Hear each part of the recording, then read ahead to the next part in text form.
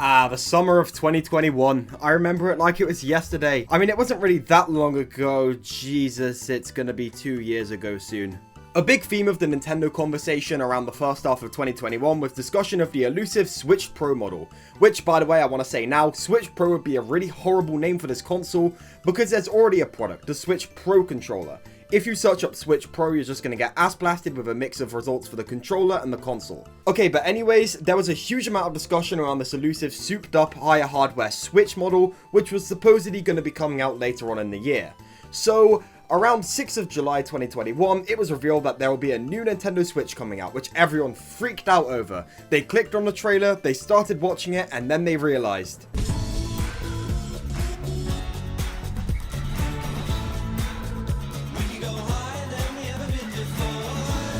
This is just a larger screen! Yeah, the day this came out, the internet absolutely lost its mind over the fact that no, Nintendo wasn't going in the 4K 60 FPS ray tracing million hertz route because it's a Nintendo Switch. Why would they ever do that? I remember seeing people comparing the performance of the Nintendo Switch to something like the Xbox Series X, seriously and unironically hoping that this tiny little tablet will ever be able to compete with that massive console.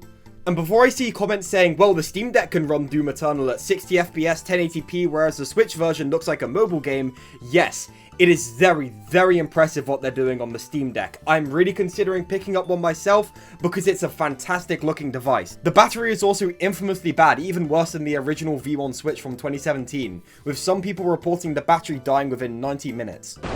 Perfection, I'm afraid, has a cost. And the cost is battery life. While being very cool, what you need to remember is that the Steam Deck is a very niche enthusiast device, whereas the Switch is a general audience's game console. As a result of this, it needs to be affordable, easy to understand, and viable as an actual game console that won't die within 90 minutes. Right now, the technology is not there to push the Switch up to that kind of performance standard while not sacrificing on other regular game console elements. Also, giving the Switch a performance boost would be generally really dumb because it would segment the user base between two Switch models rather than just saving it all for one big next generational leap. I remember as a kid when the new 3DS models came out and I couldn't play the games for them like Minecraft because I was on the old 3DS. That really sucked. I don't think another generation of players need to go through that. Okay, now we've gotten through justifying the Switch OLED's existence, the 2-year-old at this point rumors, let's discuss the actual console itself, which I picked up yesterday. I traded in my V2 Switch, which I got around the time where the Switch OLED was announced, in exchange for a white Switch OLED. And I've had about a day of experience with it, so I thought I'd make a video discussing that. First of all, the Nintendo Switch OLED's namesake, the OLED screen, is such a considerable improvement from the original.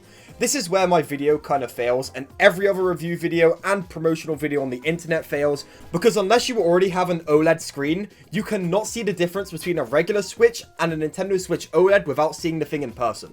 It's genuinely insane just how much of a difference the OLED screen panel makes in comparison to the LCD one.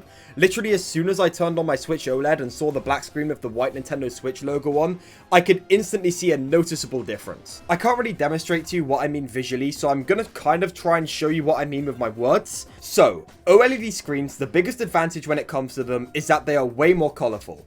Blacks are deeper and more pronounced, whereas other colors feel brighter and more vibrant. That's the best way I can kind of describe it to you without just walking up to you in person and showing you the Switch OLED screen in comparison to the original. And that's what's so difficult about this, because unless you already have an OLED screen, you have no idea really what the differences between OLED and just regular LCD screens are until somebody shows you it in person. So this is a situation where you're just going to have to take my word for it. The screen on the Switch OLED is a lot better, more colorful, and more vibrant than the original Switch LCD screen. Also, oh my god, I'm not going to miss those comically large bezels on the screen. I do kind of love them because we're at the point where these stupid large bezels are kind of just an iconic part of the Switch's design, but I'm not going to lie when I say these suck and I'm happy to see them gone. The other big pro of the Nintendo Switch OLED is definitely the improved kickstand. Now, I've been an avid defender of the original Nintendo Switch's kickstand since day one. I actually really enjoy its ability to pop off. I think that's really smart for kids who break it off and need to get a replacement. But after having used the Switch OLED's kickstand for one day, looking back, I was a complete idiot for defending this. This is awful. It's flimsy, it's tiny, it can't stand up on any surface that isn't a perfect flat wooden or plastic surface. Generally, it is not a good kickstand at all. This new one, however, is genuinely a night and day upgrade. It can actually stand up on my bed at a range of different angles, which I've never seen from my original Switch. And while we're on that subject, it can do a range of different angles, which I really appreciate.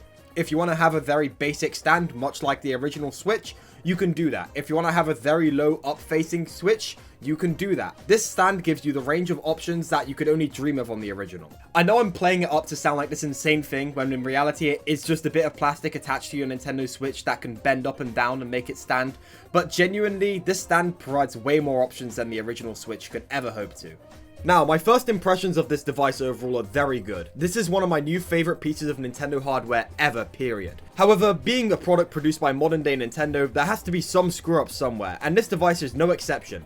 The game card slot. Changing something that was perfectly fine and didn't need to be changed.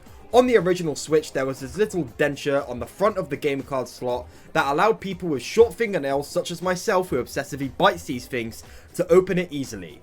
For some completely baffling reason, the Nintendo designers decided to completely omit this design on the Switch OLED, leaving you with a simple line. If you don't have evil, disgusting, long, thin the human fingernails, you are never opening this thing.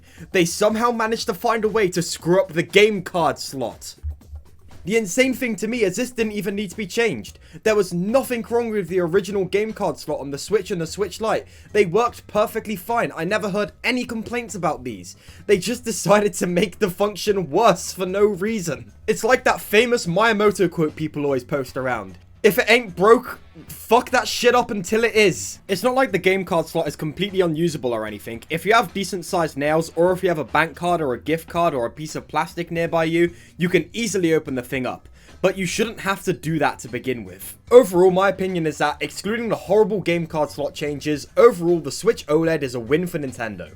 I think this is one of their best pieces of hardware yet, with access to the already amazing Nintendo Switch library, and being the finest version of the Switch yet, again minus some blemishes on the game card slot. If you don't own a Switch already somehow, I would say absolutely spring for an OLED. It's not that much more expensive than a base Nintendo Switch, and you get way more for your money for it. But that's not the interesting question here. Pretty much everyone knows that at this point. The question is that a lot more people ask themselves, should I upgrade from my base Nintendo Switch? And it honestly depends what you want. Most reviewers will tell you if you have a base Nintendo Switch, do not upgrade, it's not worth doing, unless maybe you have an old V1 that you need to get thrown out. I honestly disagree with them. I think a lot of the changes are substantial enough to where I think if you upgrade, you'll be satisfied mostly. Especially if, like me, you're trading in your original Nintendo Switch to pay for the new one. I think that all the little changes that are on this console really add up and make for a much better experience than you can get on the original Nintendo Switch or the Nintendo Switch Lite, unless you're specifically an all-in handheld player, in which case stick with your Switch Lite. The question you shouldn't be asking yourself here though is, do I really need this? Because the obvious answer, no matter how you shake it, is no. The Switch OLED is ultimately a luxury item designed to be the highest echelon of the Nintendo Switch family. The question is not, do I need it? The question should be, do I want it and is it in my price range to upgrade? In pretty much every case, if you're solely in it to save money, get the Switch V2, absolutely no questions asked, and save yourself the money, or stick with your V2.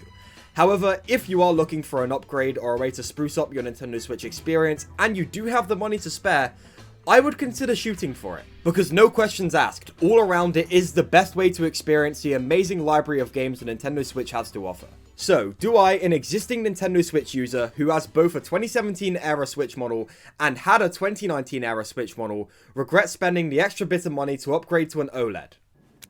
No. Back in the